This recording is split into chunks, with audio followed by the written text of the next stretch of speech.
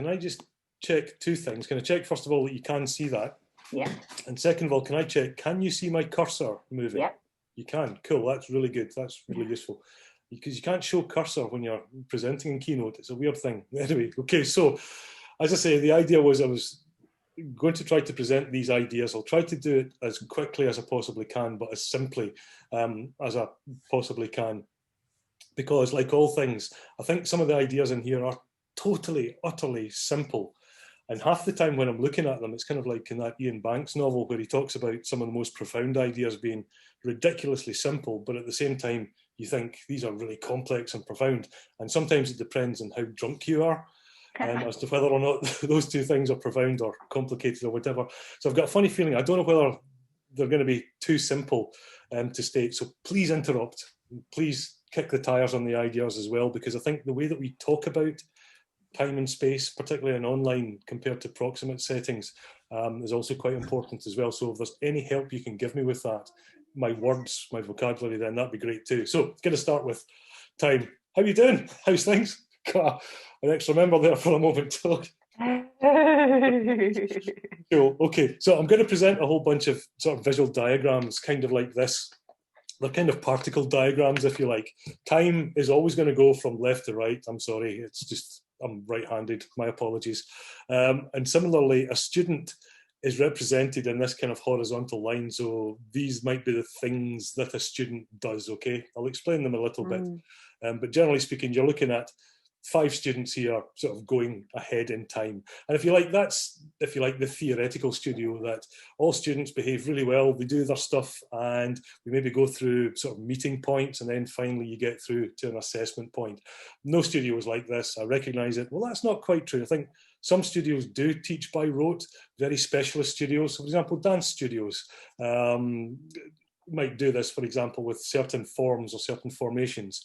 But more often, a studio tends to be a bit more like this, a bit more organic, a little bit less synchronous, but you might still have synchronized points. So, for example, these might be touch points, they might be crits, they might be sort of studio meetups or whatever. And finally, there might also be sort of assessment points too at the end.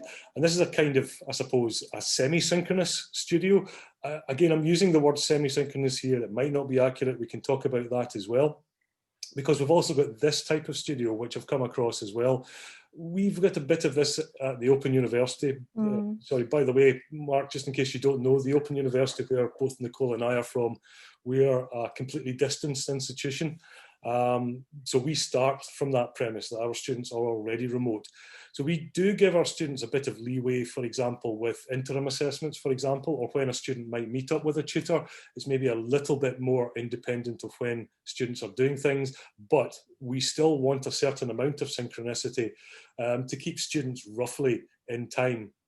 So we might still have fixed assessment points. In fact, we do have fixed assessment points. We cannot change some of those. For those reasons. So this is a kind of semi-asynchronous studio. I don't know, that's maybe, it's a really clumsy word. Even synchronous and asynchronous are just, they're horrible words. And then of course there's this model as well. I believe that there's quite a few institutions in Scandinavian countries that use this, whereby it's almost completely elective. Students can start whenever they want. They can even end whenever they want. So this diagram needs to get stretched even perhaps more. I keep meaning to ask, I can never remember who it was that talked about this at one of the early distance design education meetups, but I'd love to hear them talk a bit more about their experience of this. Never heard of anything like that. Yeah, absolutely. No. But it can be very asynchronous, so you can get students that are very disconnected. It's very much portfolio based, for example. So this, I suppose, would be the kind of extreme of asynchronicity, where students are completely independent. And again, there are different models of this as well. But you can see that the horizontal and the vertical are now getting kind of separated. So the second thing is to do with proximity of space. So once again, if we go back to the ideal studio, and just for Lisa and Patricia who have just joined us, we are kind of looking at time moving from left to right, and we're looking at kind of 5 individual students here kind of horizontally. So we get these 5 perfect students all doing exactly the same thing, absolutely perfectly at the same time, and everybody's happy at the end. So I think it's Charlie Strauss that refers to computer scientists' view of people as perfectly uniform circular objects. Of course, reality is slightly different to that, but imagine that you are in this imagined space, then you get this kind of spatial proximity. And this is probably closer to what we've experienced perhaps in maybe our own studio experiences. Now, again, rarely will you get that sort of rigorous proximity. As I say, in certain specialist studios, you do get it. And it can be quite important at certain points in studios to have these really deeply synchronous moments. It might be a health and safety talk round about, say, printmaking chemicals or something like that. And it's kind of important that you do have some of these things professionally. But most of the time, most studios are kind of like this. You get these semi-proximate spatial moments. As I say, the words are clumsy. I haven't found beautiful words for this yet. And again, it's what we would all expect, that some students are in at certain times and you get certain spatial configurations as a result of that. And again, what we're hoping for as tutors, again, you'll notice in this, I don't have a line for tutors, and I think that's maybe something that's missing. We can maybe talk about that later. But hopefully what you do have are these touch points where you do bring the community back together, both temporally in terms of time and also spatially. In fact, the two things are probably usually quite coincident. So that's a kind of semi-proximate space. But if you notice from that configuration, you also get other kinds of proximity. So you might have noticed that there's actually two students here that have actually become very synchronous. They maybe turned up in the studio at the same time or pretty close to that. And if I put those two together, you can start to see a different type of proximity emerging here. It's not just spatial, it's not just temporal. There'll be a reason why these two students keep coming into studio at the same time. You know, and it might not be that they're having a relationship, it could be something else, there could be some other form of coincidence, but mostly it is because they are having some kind of relationship. By relationship here, I mean any kind of relationship. And it could be, for example, that they are actually really helping each other in terms of sort of student progress. And this kind of socially proximate space, I'm wondering whether or not there might be something round about that that's actually quite important. Because these two things, it's kind of hard to separate them, to be quite honest. I think there is an important separation to be made. I know that Einstein put them back together, and that in terms of mathematics and physics, it's really handy to have time and space as a particular set of four-dimensional vectors. But, you know, we're designers, we don't necessarily think in those terms. But the simple fact that something can be synchronous but not proximate is quite important. I'll explain why in just a minute. But let's take an example. Let's go back to this imaginary studio where absolutely everything is happening perfectly at the same time. Even though it's happening at this imagined same time, it's not the case that you're going to get the same social proximities. So even, for example, in a ballet studio, you might be doing precisely the same activities, but the little cliques or the little spatial forms that happen, say round about breaks or maybe watching others perform or demonstrate, they happen in a very different way. So those spatialities are actually quite important. And again, this goes back to a notion of constructing architecture from the social, that the way that we actually construct place is more important than the way that we construct space. So again, the analogy I would usually give to students would be the pub analogy. That if you're or in a busy, say, meeting space or a busy shopping mall or any busy spatial, sort of filled with people space, you see lots of different bubbles of activity emerge. You see corridors, you see pathways, you see zones that don't move, you see zones that move constantly. That kind of fluidity is actually quite an important aspect of being in space. And I don't mean that in the Heidegger sense, I just mean it in the human sense, okay? I don't mean it philosophically yet, okay? We'll get to that in a minute.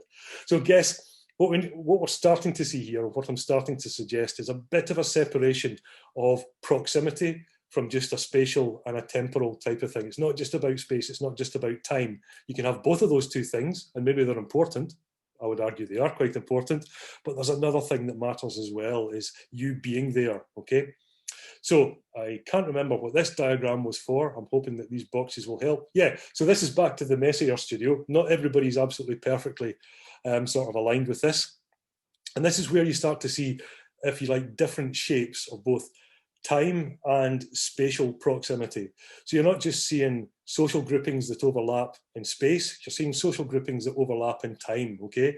And again, you'll all have experienced this in studios, that maybe A group that started off quite socially coherent at the start, they maybe morphed into a different group, or it maybe moved or changed as time went on and through studios. So these things are inherently changeable. So it's not just that you can say that it's synchronous in time, but that time dimension has an effect on the change as well, okay? So far, I've made something really, really simple, really, really complex, because this is the problem. We all know this stuff intuitively, okay? We all get it. We're in the studio, we see it happening. We never need to question it until suddenly we've been told that we can't do it anymore. Till suddenly one of those dimensions is taken away, spatial proximity. This is where it started for me. It was a conversation with a colleague last week.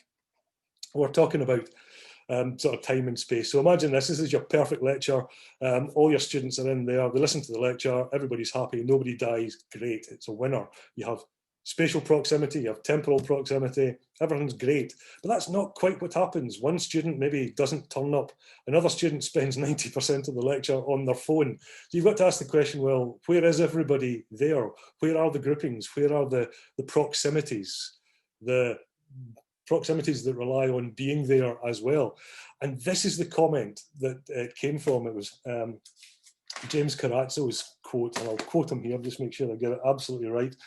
He said, "We were synchronous, but we weren't proximate." And this is him referring to an online session that he had recently, whereby you're trying to make up for not being spatially there by being synchronously there. But what turned out was that none of his students were actually there. None of them were present. So that got me thinking, well, what's going on there?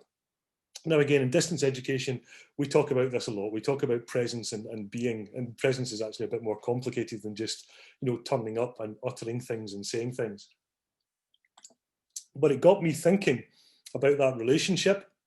And again, as an architect, I automatically assumed, yeah, I know this stuff. It's about, being in space. It's proper, straightforward Merleau-Ponty. This is all, philosophy 101 from the late 20th century. But I'm wondering whether or not it's maybe, I'm not going to say not as simple as that or not as complex as that. I'm wondering whether it's a bit messier and a bit human than that. So I suppose the first idea might be that, simply put, social proximities might matter. A social proximity might depend on space, it might depend on time, but it might also depend on a whole bunch of other things. So this is where we maybe need to get a little bit existential, okay? So I'm going to go to the third thing. Ah, dear. Bear with me here. Being in space. So the first question is, do students exist when they're not in the studio? Because so far, and this is what design academics do all the time, and design tutors, particularly studio tutors, are really good at this. We assume that everything happens in the studio. We assume that the studio is the center of absolutely everything. And yes, real life happens outside the studio, but you've got to bring it into the studio for it to actually be validated, for it to be a thing. It's got to almost exist inside the studio. And that's not what happens. Students are doing loads of other stuff.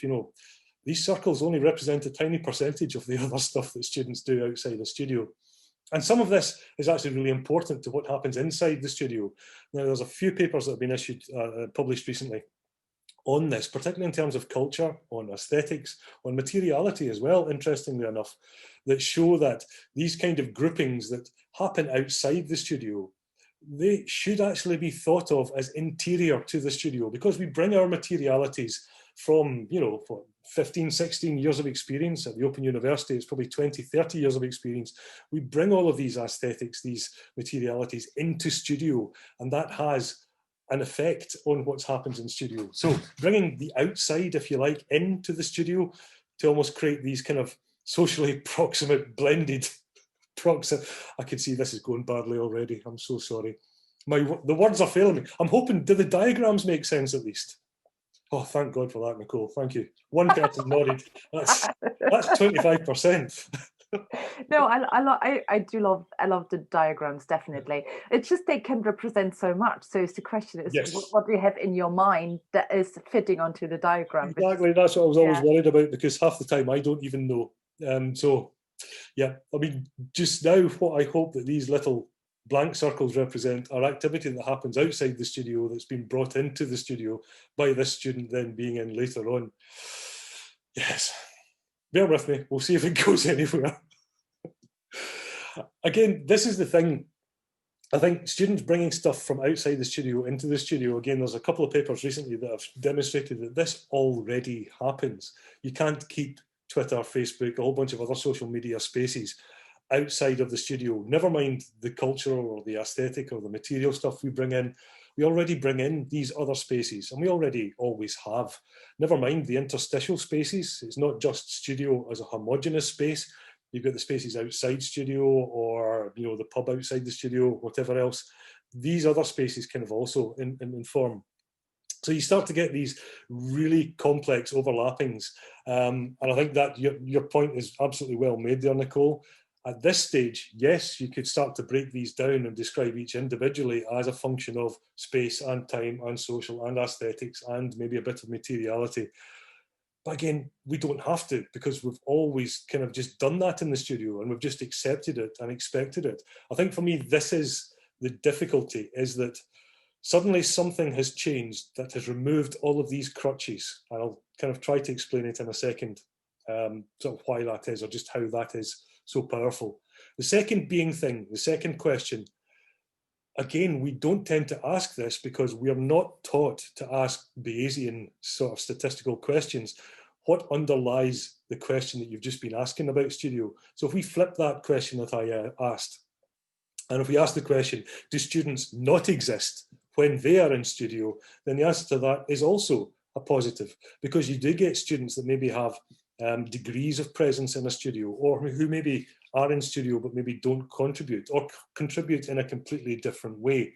And these other types of engagement, levels, if you like, of being in the studio, of being present in the studio, you'll all have come across these, whether it's the student that just puts the headphones in and that's it, nothing else exists, or the student that always just watches and maybe doesn't contribute. And again, these are not necessarily passive behaviours. Again, time and time again, we've seen sort of evidence emerge for these types of behaviour. They do have an effect.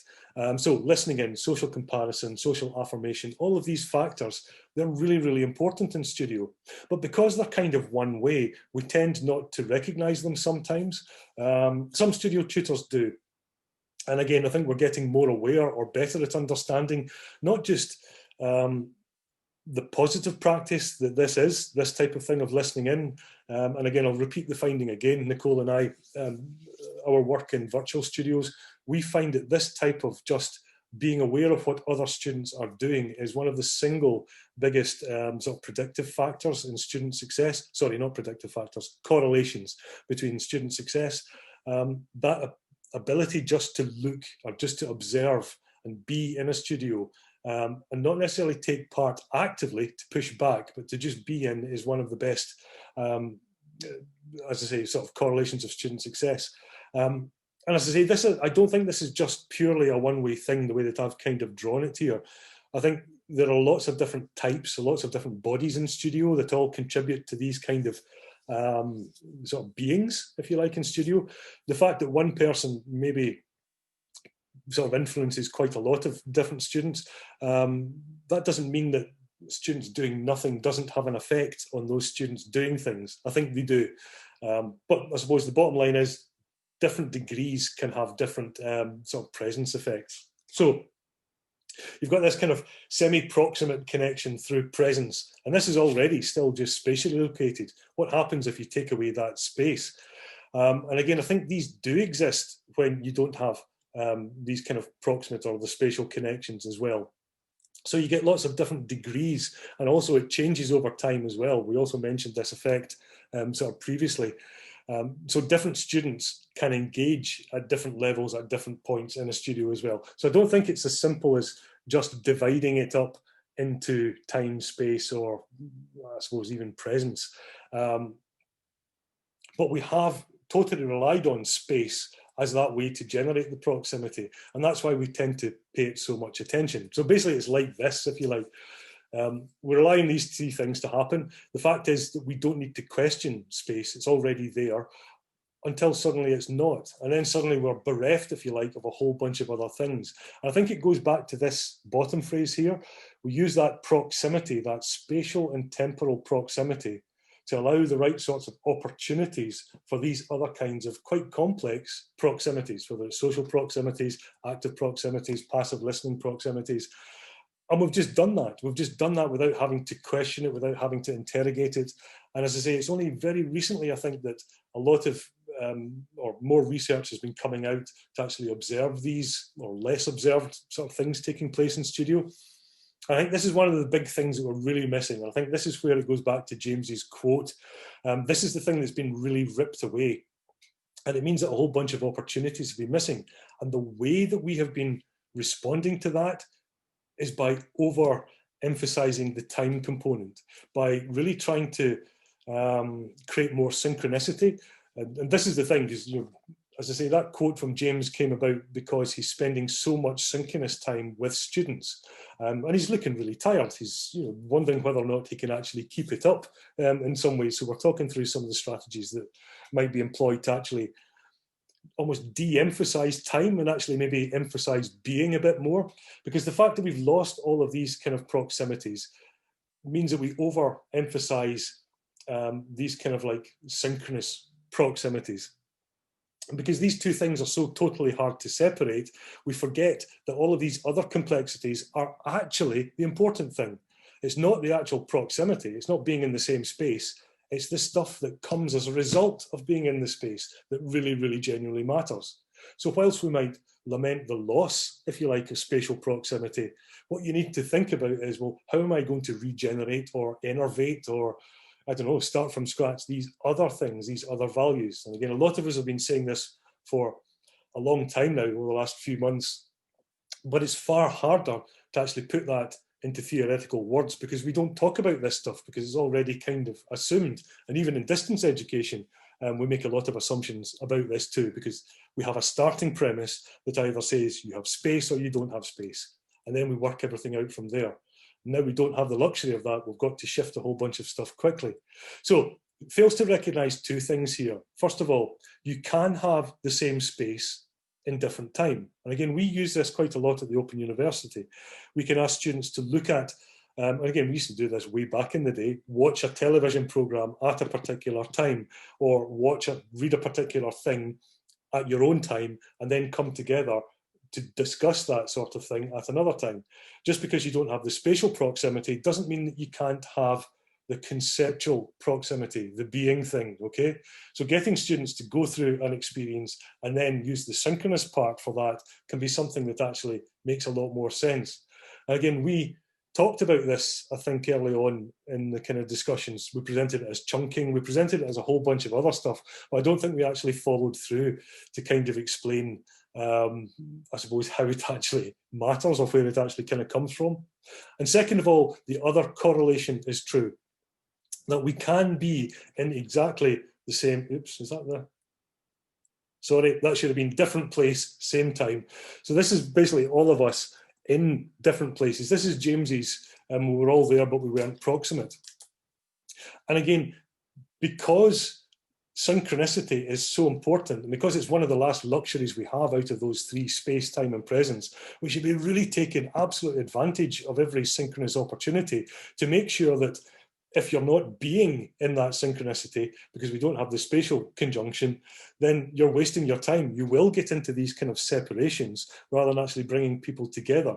So I think that's where we maybe need to, I don't know, tighten up the language or even the ideas around about the types of activities that we do and make even more of those beings. And that's where the notion of presence perhaps comes in there, or of being, if you want to think of it that way. And this is where the presentation really starts to break down, because I should have actually properly introduced presence as a function a lot earlier than this. So again, I'm not too sure about that, or how that fits in with being, or how, maybe that's how we have the discussion, is how do we actually do this? But I think this is the trick to it, is to make that bit far bigger than the time component, and getting students to actually be aware of their own presence, if you like, and how that presence can then contribute to other presences when they are synchronous might be a more valuable way than actually just relying on the spatial connections. Don't worry, we're nearly there. So here's the 4 tips. One is to recognize the drivers of proximity. So it's not just about spatial, it's not just about temporal, it's that kind of social proximity, or it's maybe the value proximity. And yes, absolutely, some of these we are not going to replicate, because some of the values of spatial proximity are because you are round a forge, or you are looking at the way that a dancer maybe poses or does something in a particular way. But there are other types of proximity that have different types of value that don't depend on that spatiality. And again, we've had a couple of examples of those. So for example, medical students using online portrait galleries to diagnose skin conditions rather than using live patients. Absolutely fantastic, an incredible idea, but that's a different type of proximity. It's a different type of sort of spatial proximity. Anyway, second one, you can still bring the outside into the proximity. So all your students' lived experiences, and again, a lot of tutors, I know that a lot of tutors are already doing this, bringing those personal proximities, lived experiences into the synchronicity, and recognizing that that is a valuable proximity, that there might be actually sharing moments in that as well. And again, a lot of design educators will already be doing this, I think is quite important. But again, keeping that maybe when we go back into proximate space might be quite important too. Third one, acknowledging invisible proximities. So again, we do a lot of this at the Open University. It can be really, really difficult when you're doing this online. So when you go back to that lecture with the student who's looking at their phone, or 5 students who are sleeping because of a heavy night last night, socially what you do is you either confront them or you pretend that they're not sleeping, and you just get on with it, because there's enough students in that spatial situation that you can just kind of keep going. In an online setting, if you don't get any feedback, it can be really, really disengaging. It can be really difficult. But I think seeing the value that that invisibility has, it's still a real thing, and acknowledging that can be quite important.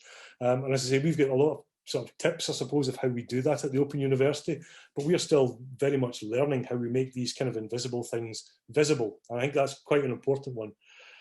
And then finally, that space and time aren't independent, that you can have same spatial things happening at different times and same time things happening in different spaces. Those kind of two conflations, I think, are also quite important as well. There is one key thing, though, that means that we can't just conflate or deconflate space and time, and that is that time does tend to keep going, and that's where this kind of synchronicity thing actually really matters. And again, we find that at the Open University, that having these kind of synchronous touch points as a way of keeping some kind of cohesion, some kind of bringing together actually kind of matters. So I know that this ends up being a bit of a messy diagram and kind of not meaning anything to anybody, but I suppose that was kind of partly the point. I guess what I'm kind of hoping, yeah, that doesn't, I'm not even going to go there. I guess what I was kind of hoping is that maybe one of those diagrams at some point, and I'm more than happy to flick back to any of them, might have like struck a chord with somebody that might actually help with both the ideas or the language. You can see that the conceptualization of this is totally incomplete. I can only beg your forgiveness for that. That was the intention, by the way. So it is presented as kind of work in progress. So both the language and the ideas maybe haven't kind of caught up with one another. And again, there's maybe nothing to this. It could just be that we don't need to know this. But once we go back into a spatial setting, maybe we just go back to normal. But I do wonder whether or not there's maybe some things that become visible as a result of doing these kind of, I don't know, investigations or inquiries that might actually be useful in both spaces as we move forward. So I know you're not supposed to end a presentation with an apology. Sorry. Right, okay. There we go. So any questions? Anybody want to have a go?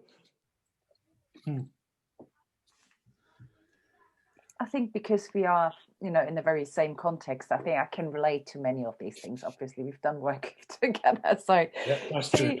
So, yeah, no, but no, which yeah, I don't know. I think the one thing it's interesting, and I wonder these. So I wonder. I'm very aware of the social proximity. Interesting to see what if if others have experienced the same thing, that proximity is not necessary, so it can be, you know, expressed in different things. And what you said, for example, value proximity, social proximity, or what other kinds of proximities we could think about.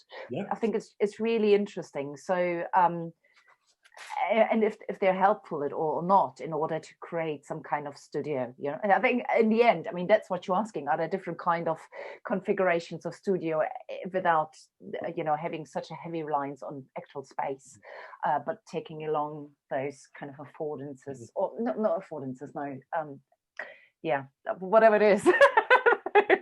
Yeah, no, I think you want it with those types of proximity, because underlying that proximity will be a human value.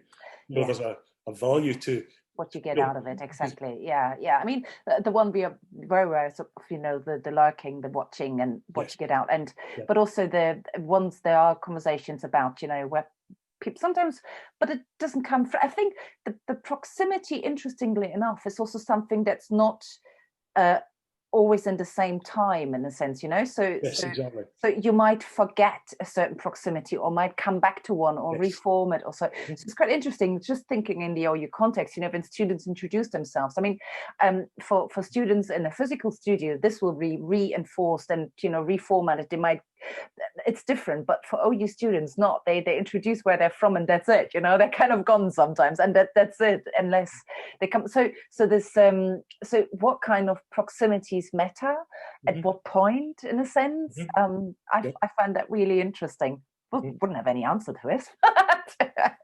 It's just No, I think that, so I'll say two things just quickly before I bring in other people, because particularly it'll be really interesting to hear what Mark has to think about this, because as well, there's a slight difference between the US definition and the UK definition of proximity.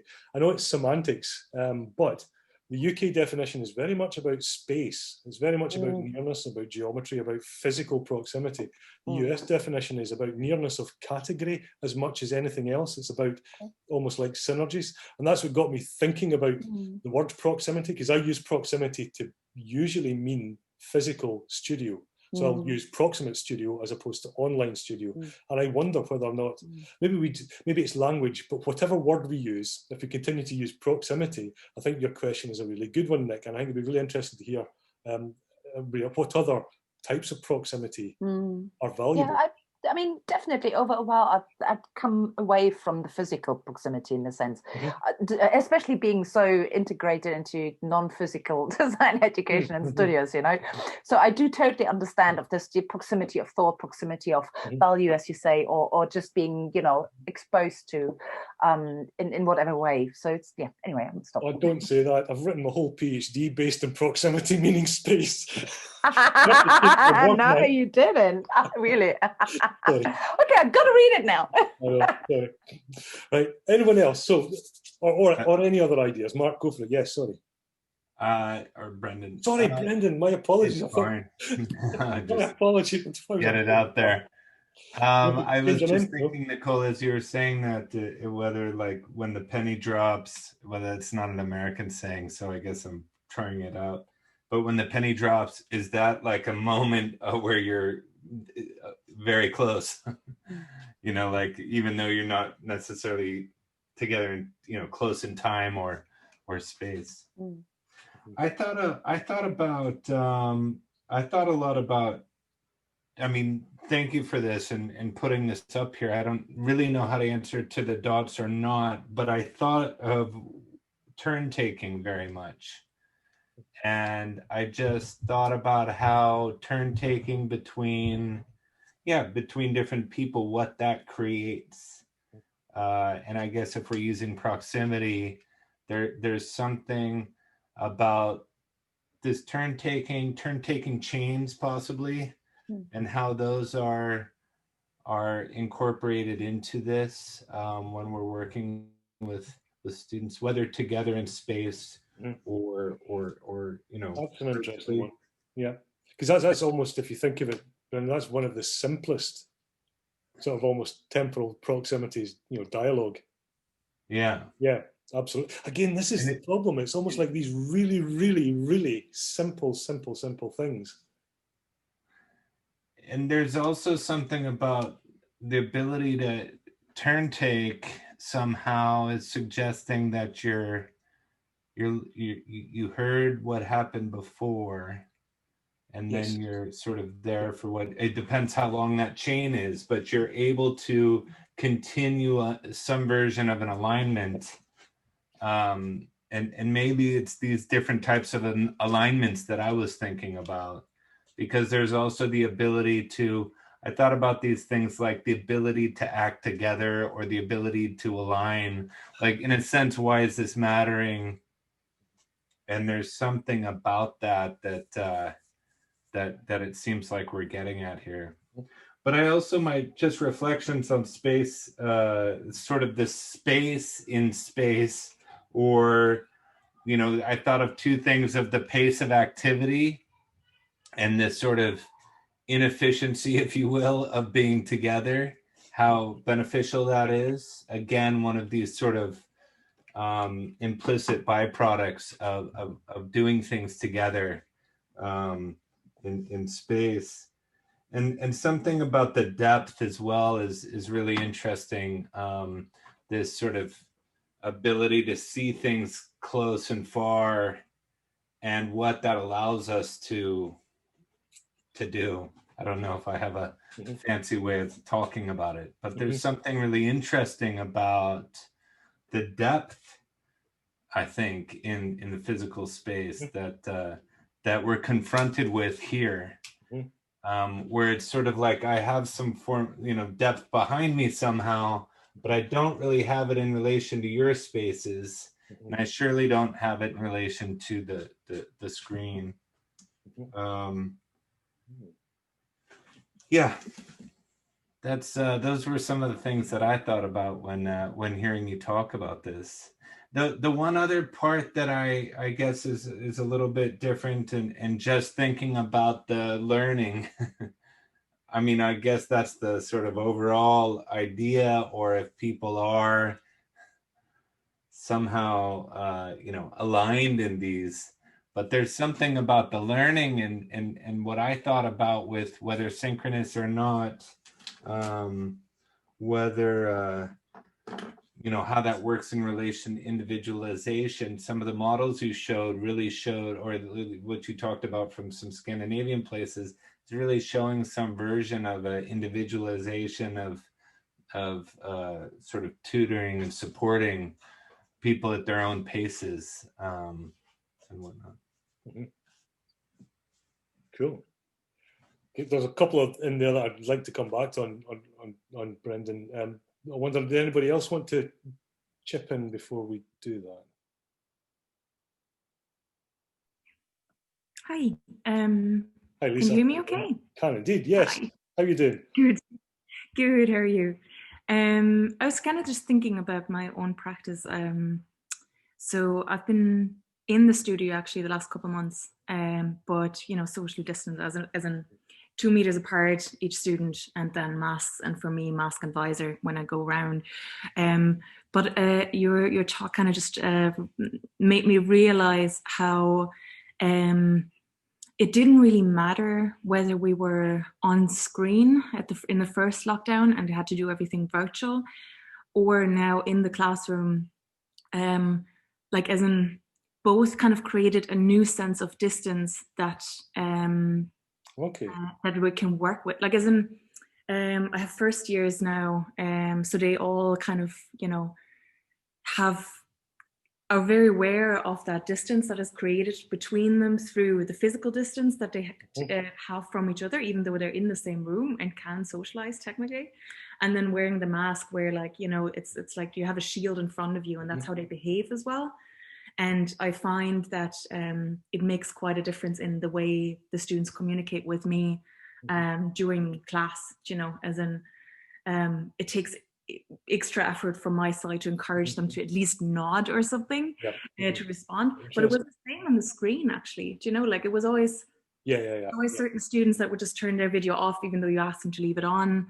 And even if you set yourself up to have one screen to see the faces, but it's still, they would just not react, kind of, like as in, I feel like both ways have whether it's virtual or in the classroom, both have like these additional kind of, it feels like there's a shield between me and the students, kind of, you know. Yes, And we get it.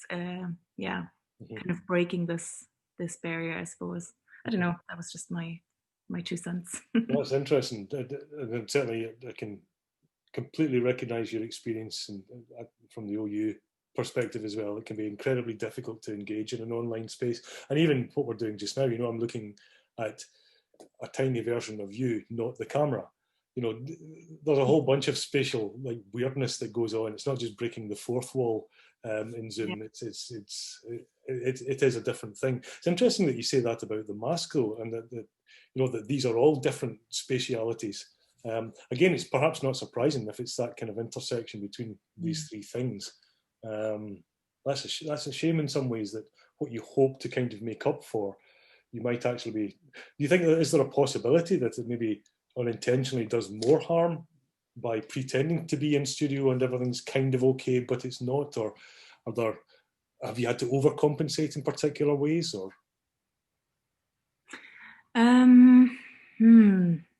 Or is it just the I think little for me thing? personally, it's it's definitely a little bit more one-sided, I suppose, because you just don't see much. Like I find that the masks are not helping at all in communication. Very often, because I have first-year students, I don't know them well, and they're very international. So if they're new to me, and already I would, without a mask, I would have trouble understanding their accents, or like, you know, it takes some time to like figure out who has which accent, and you know, where do they come from, and get used to it. But then at the mask, you're only seeing like half the face, and of course you could do a little bit more facial expression, but they're very young. I can't expect that much from them, like, you know, as in, you know, it's hard enough for them to try and speak loud, but with some classes, I can't even ask them questions because I wouldn't understand their responses. So it's very one-sided communication. I just find it so sad for them to be, you know, they're experiencing so many difficulties socially, being new in college during a pandemic, and then they can only see half a face of all their classmates. So it's just not helping them to really socialize, I think. Sometimes I would think maybe virtually they would actually be, you know, if we had some way to facilitate the networking between them better virtually, maybe sometimes that would be easier than I think that's in the classroom, but 2 meters apart with masks on, like, you know. Yeah, no, definitely. I think, again, it's easy for us to say this, as coming from the Open University. Our starting premise is that we're going to be at a distance. So every single thing is designed on that one condition. It's kind of hard to rip. I suppose it goes back to as well what you were saying, Brendan, the inefficiency, if you like, of studio. And it's inefficient for a really important reason. I mean, this Venn diagram, the bit that's useful is the bit in the middle, the intersection in the middle. We waste a lot of space and we waste a lot of time. When I say waste, it's not wasted as such. It's really important time that allows you to create those kind of fuzzy characteristics, that those opportunities. Again, this is a difficult thing to articulate, and it's the same in human communication as well, Lisa. It's kind of like you need a whole bunch of uncertainty so that you can constantly interpret, because the way that your mind works isn't analytical. It isn't just saying that's precisely what Lisa has just said, I can now respond. It's working in a completely different way, in many, many different parallel ways. So you need all those kind of like fuzzy bits, and as a designer they are really important because we maintain the fuzziness of our thinking for as long as we possibly can. So studio really is that opportunity space to sort of give all that. And when an administrator comes in and sees the waste of space or the waste of time, what they're not seeing is the massive amount of energy that's going into the thinking or the artifacts that are created that are failures, etc., etc. It's I suppose it also hints at the dialogue thing as well, Brendan, because one of the theories of dialogue is, so you've got like a classical interpretation of information exchange. You can hear what I'm saying, you could measure all of that stuff, but that still wouldn't add up to the sharing of concepts, if you like, that's actually taking place. And again, the internal dialogue, Diana Laurillard from the Open University writes about this dialogic educational approaches, and how you almost have these internal dialogues as well that maintain these positions of thought. And it's only when you maybe say something or articulate something, two things happen. One is the idea that you had changes because you've said it, so you've actually moved to the next step anyway. And second of all, it's ready for that change to come from both the outside and the inside, and you're in that constant process of, it's kind of like running. Once you start, you kind of keep going a bit. So yeah, don't think that helps much, but That was interesting. The math challenge, Lisa, sounds like, it almost sounds like some of the worst of the social media behavior, online behavior of people being able to comment anonymously or more anonymous behind the screen is now infiltrating everyday life with this mask idea. I hadn't thought about it in those terms you described. It sounds very horrifying. Especially coming from maskless Sweden, where I'm living.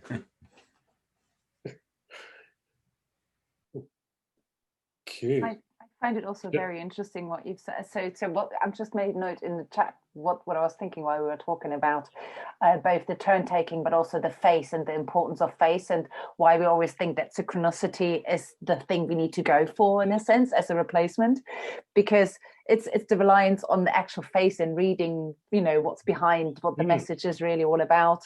And as you said, Derek, you know, at the OU, we start from the promise that there isn't face, in the sense, you know, that it's a faceless and to some degree, and it's not entirely, but not in the same way, is it? Because we have very, very few synchronous kind of engagement as a kind of, you know, so where face is involved, actually. I mean, try to get it in, but, you know, it's not, it's very different. And so I was wondering, you know, this concept of artifact-centered engagement. I mean, in many social media, you do have a post around which you communicate, you take the turn, you know, it's not the face and the written word, but it's more a post, an artifact, something, you know. In design, we know that. I mean, you stimulate conversations by things you do, by interactions you have through things, with others. So yeah, I was wondering if the shift is really more to finding other things than a face, or yeah. So just when you were talking there, like, that reminds me of the TED talk that, you know, the OU TED event that we did last year. One of the speakers was talking about the loss of small talk. She was an actress and a voice coach, but she was also a confidence and, you know, personality coach as well. And she was talking about her mode of teaching is to teach people how to talk about nothing. And I mean, you know, as soon as you start to talk about a subject, that was it. It was over. And it's all about social affirmation. It's all about the social stuff. So you're basically looking, I don't know, it's like you're making your lips and your face be busy with this act of making noise with another person that has no meaning whatsoever. And she says that that's the whole point, is that we've started to lose those abilities. And that means that we define our communication as, you know, lines of text, or as you say, Brendan, you know, that it's almost you can hide behind certain utterances, and people think that that's okay. Like that professor that was sacked recently, I can't remember which US university it was, but he genuinely believed that being anonymous and saying outrageous things was a research methodology that didn't need ethics approval. That was the bit that I didn't get to in the presentation. It's to do with how we project. It's to do with presence and online presence, and that maybe touches on what you were talking about as well, Nicole. And again, unless we teach people how to be present, or if there are these different modes of being present, Catherine Cronin talks about this, and I'm sorry if you've heard me repeat this many times, whereby we should be bringing social media into primary schools and into secondary schools, because whilst we expel them, whilst they're outside, it means that people are learning how to be social in social media under the rules of social media, not within a human setting or a learning setting, or even a family setting, or a community setting, or any of these other settings. There's very few Venn diagram intersections of these things. But if we do bring them in and we actually repurpose them for the human value, for the purpose, then a completely different type of social interaction does take place. And I think part of that is about I'm not going to say honesty and integrity of representation, because sometimes you could argue being dishonest is an important representation, or how you see yourself or label yourself is important. But if we're not having these debates or these discussions, then people will think it's okay to do these other really quite extreme things. And because there's no norm, because there's no other, construct to guide that other than either outrage or this, so it becomes polarized, therefore you don't have to engage with the debate round about it, then there's a vacuum. There's absolutely nothing. So where are the places where we're having conversations about the weather in online spaces? Where are we teaching ourselves, never mind the next generation, to be social, to do nothing but learn how to communicate? That sounded a bit preachy there, I'm sorry. I think it's interesting in the sense also of some of what you're saying about, in a sense, we need to establish the protocol or the platform, the format of interaction, as well as do the interaction, as more of the structures that we're used to have been dissolved. I mean, I guess this happens in a lot of different contexts. And now with the pandemic and the online, so much is up for grabs of the format of so many different types of activities. Well, yes and no, because here's the other thing. If you take what I've just been talking about and you extend it, I'll promise you right now, Google, Facebook, they've already been defining your spatialities, your proximities, your temporalities for a long, long time. The architecture, if you want to think about it, the urban design, just in the same terms that I've been talking about of Facebook, yeah, you don't even have access to that. And again, it's being defined for us, it's being prescribed for us. And that's not a conspiracy theory type sort of notion. I'm guessing it's the fact that we don't realize it. We think it's a tool, or we think it's something else, when in actual fact it is actually quite a deep, proximate architectural relationship, to be quite blunt with you. And I'm probably saying that because I'm an architect, but But still, there's something else in there about, there is that, but there's still a lot of playroom of whether. Oh, absolutely. Sorry, yes. Absolutely, Brendan. Yeah. Go forward and work with that. You can choose some of the platforms and some of the things, but I think there's something else about recognizing our need for introducing new rituals, or I don't know if it's on us exactly. I mean, I think a lot of also what you were presenting is showing also the power relations of, the synchronous means that I am, and as you said, do they exist if they fall in the forest alone, or whatever it is, when they're not in the studio, is sort of this idea that it is teaching centric in some sort of way. And that's a very strong structure. And everybody's sort of co-creating that structure as we have these courses. Whereas there are things, and maybe just to push back on myself, maybe it's about that together working with the new rituals, or finding out new ways to develop that platform that we're going to use per se, and not talking just about the technical platform. That's the lovely, I mean, I suppose that then, who was it? It wasn't you, Robert, that was talking about this, was it? No, it might have been Left Terrace, that was it. That we are already repurposing existing tools, so repurposing business tools. And it's a lovely idea that we could actually say, well, what if we started from that completely different premise? I like that phrase that you used. What if we started it from the premise of human ritual or human value? That would be a lovely way of redoing it. Because so often we repurpose other spatialities or proximities, and a lot of the time without even realizing it. That would be a cool project. That'd be quite, yeah. Sorry, Robert, I'm conscious that you're sitting. Did you want to jump in at all? Or, Robert is maybe not proximate. Oh, the microphone on. Oh, here he is. Yep, he is proximate. Well done. And I missed the first half of this because I was in a meeting. I'll just repeat it for you then, okay? Yeah. Okay. Sorry, I'm joking, everybody. I'm joking. It's okay. Yeah, that's interesting. You mentioned, so two things I've picked up on there was by the way, Bo and I are going to be teaching our module in a week, next week, entirely online for the first time. So we're going to we're going to learn a lot very quickly and have to deal with all these issues. Learn a lot. That's a euphemism for yeah, the unnaturalness of Zoom and video conferencing is something I've been working on. I've got an article out in, I think it's in Psyche magazine online next week on that. And one of the things I talk about is the value of ritual and finding new rituals in these digital spaces that help the social gel and help people to understand each other's state of mind and how that changes and how that fluctuates and how the interactions work. And we're still really missing that very much. I think, some people are obviously very good at it, but there's so much to learn, and the software really doesn't help. There's, still.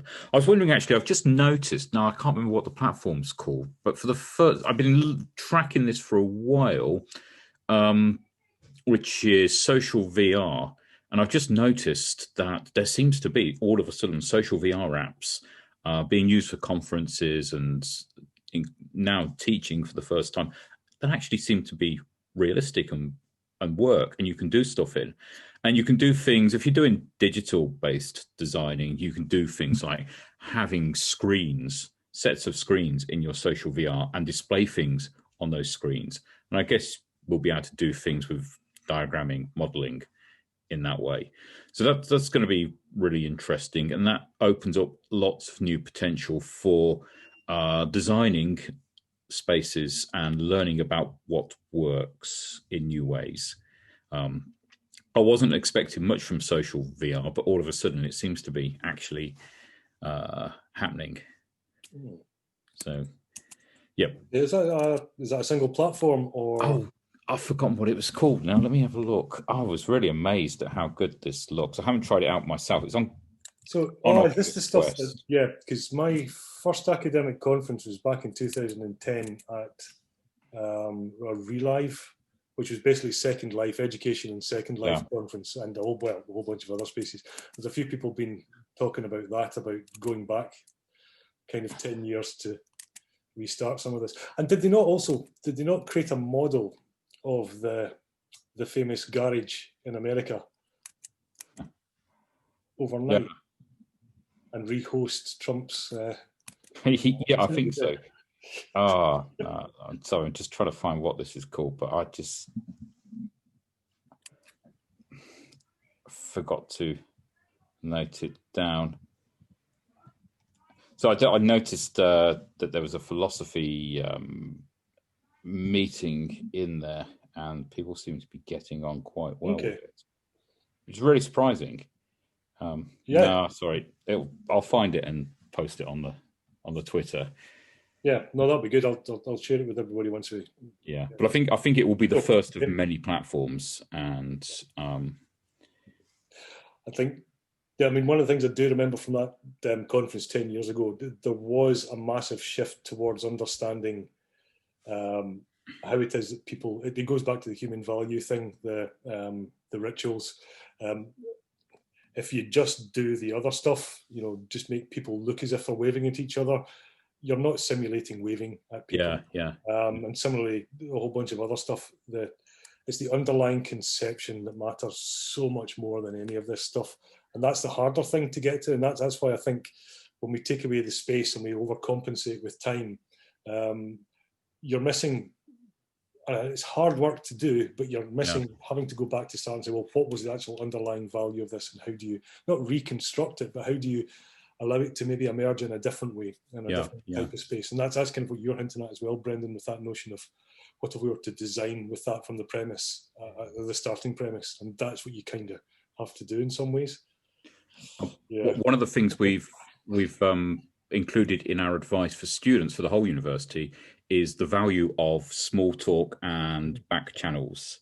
And so that whole thing about small talk, that actually is really, really important to happen all the time anyway. And they have the possibility now of being in lectures and doing small talk with other people, talking on the side at the same time. And that's really changing how people behave. And that's another temporality and spatiality I didn't have in the diagram. So that's 6 that I've counted so far that I missed out, and I still didn't put a tutor in, and that just Right. changes everything completely. So yeah, there's a long way to go with this. Oh, I'm going to have to watch the recording because I haven't seen it, the diagram. So that sounds good. Cool. Okay.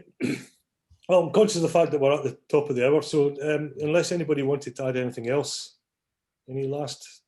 I was just going to put out that we've been experimenting with, I brought somebody into a course I'm teaching, and it's actually focusing on this collaborative work and over distance.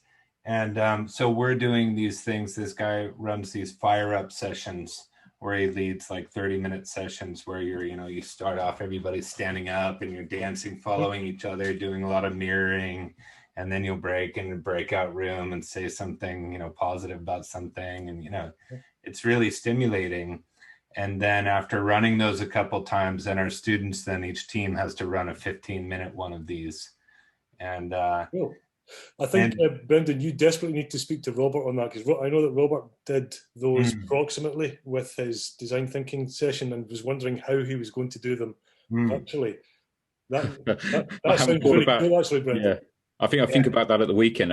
We haven't thought about it yet, but I even thought, just to throw this out there, even this thing about spending some time like exploring each other. I mean, this is what we can do when we're together in space. And I mean, even if you perform as this sort of seeing people in the round and what, what's the backside, like, can we do some other, like, where we're allowed to investigate each other's spaces? And I mean, there's so much about the discomfort of this, I think. No, absolutely. And even the shared space, like, ask everybody to point to you. Yeah. Right. Do it just now. Yeah, they did it actually this morning in the fire that the students, they had to hack Zoom to be able to do it, so that they were then mirroring it to be able to show us all. And then we did these ball passing activities and like all these things. Yeah. We've done some Mexican waves in the together mode in Teams. That sounds good. So together mode where you see everybody sitting in a and you on Teams. Yeah, you can do synchronized stuff, and you can see that they're getting there. It's heading in the right direction, but it's got its limits. Definitely. And again, you're conscious of the fact that you're putting in so much more energy, so much more effort to almost compensate for something that's so ridiculously easy and present to hand. There, I got Heidegger in, present to hand in a studio. Sorry. Yeah. Before it goes any further downhill, I think we'll maybe be really good to hear how that goes. So, Brendan, have you already tried it, or are you going to be repeating it again? Or sorry, we've been doing it. So it's going really well. It's really neat. The students who all claim they were introverts at the beginning are doing a lot of different things. And then we had a workshop the other day, or regular teaching, and then coming back from a break, I just put my music on then and started dancing, and everybody just started mirroring, because we've been doing this. We do it in the morning for half an hour every 2 days a week. And then now we have this language of this movement language and this sort of ritual that we can kick off pretty quickly, just sharing music and moving, and everybody starts doing it. And you spotlight somebody and they're the ones that are leading, and things like this. Cool. So it's been really good. I think it's one of the types of activities that improves many other things as well, because you're getting used to the tools. If you have to run these, you have to do a lot of this sort of Zoom jockeying, and understanding that you can't leave a lot of dead space, different ways of using the time and the space. That's just really good. It'd be good to get a recipe on that one if you fancy ever writing a quick recipe for the blog or an article, because it could be a series of activities, because those kind of interstitial social activities really matter. Yeah, that sounds really nice. Yes, cool. Good. Okay. Well, as I say, thank you everybody, and thank you, Rob, for. Oh, I'm so sorry. I'm a professor at Carleton University Industrial Design in Ottawa. And anyhow, I just saw I entirely missed it, and I thought, is anyone still there? Anyways, it's a fascinating topic, and we're dealing with it here. And wish you all well. So at least to see a few faces. Yeah, absolutely. Cool. Okay, thanks very much, everybody, and hopefully see you in the next session. It's in 2 weeks' time, and I'll post details on that. We might postpone the session. We'll see. It's maybe a bit close to Christmas, but thank you all very much. Really interesting conversation. And, yeah, Bye all. good luck. Thanks, bye.